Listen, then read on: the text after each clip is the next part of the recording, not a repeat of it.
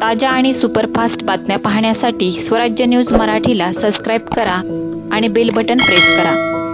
महापालिकेच्या महापौर उपमहापौर निवडणुकीसाठी भाजपने सोमवारी सर्व 87 नगरसेवकांची बैठक बोलावली होती। या बैठकीला दांडी मारल्याबद्दल आमदार विजयकुमार देशमुख यांचे पुत्र नगरसेवक डॉक्टर किरण देशमुख, आमदार देवेंद्र कोठे यांचे बंधू प्रथमेश कोठे, नगरसेवक शिवानंद पाटील, नगरसेवक युवराज सरवदे या चौघांना शहराध्यक्ष रोहिणी तडवळकर यांनी कारणे दाखवा नोटीस बजावली आहे। या नोटिशीमधून भाजपने आमदारांसह नव्याने पक्षात आलेल्या नगरसेवकांना इशारा दिल्याची चर्चा आहे। महापालिकेत भाजपचे 102 पैकी सर्वाधिक 87 नगरसेवक निवडून आले आहेत। आमदारांमधील गटबाजीमुळे नगरसेवकांमध्ये गडबाजी दिसून येत आहे। महापौर उपमहापौर निवडणुकीसाठी सोमवारी उमेदवारी अर्ज दाखल करण्यात आले। यापूर्वी भाजपने सर्व नगरसेवकांची बैठक घेतली।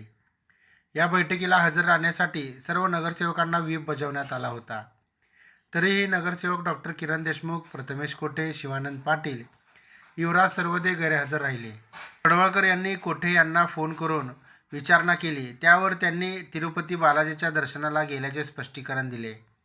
हे स्पष्टीकरण ऐकून घेत तडवळकर यांनी यासंदर्भात पक्षाकडे लेखी म्हणणे मांडा असे आदेश दिले। इतर तिघांना नोटीस बजावण्यात आली आहे। निवडणुकीपूर्वी काँग्रेस, राष्ट्रवादी, अजित पवार यासह विविध पक्षांच्या कार्यकर्त्यांनी भाजपमध्ये प्रवेश केला आहे। या सर्वांपर्यंत पक्षशिस्तीचा संदेश जावा यासाठी हे पाऊल टाकल्याची चर्चा आहे। सर्व नगरसेवकांना बैठकीची कल्पना वेळेत दिली होती, त्यामुळे त्यांची उपस्थिती बंधनकारक होती। पक्षशिस्त म्हणून कारणे दाखवा नोटीस दिली आहे, त्यात वेगळे काही नसल्याचे भाजपचे शहराध्यक्ष रोहिणी तडवळकर यांनी सांगितले।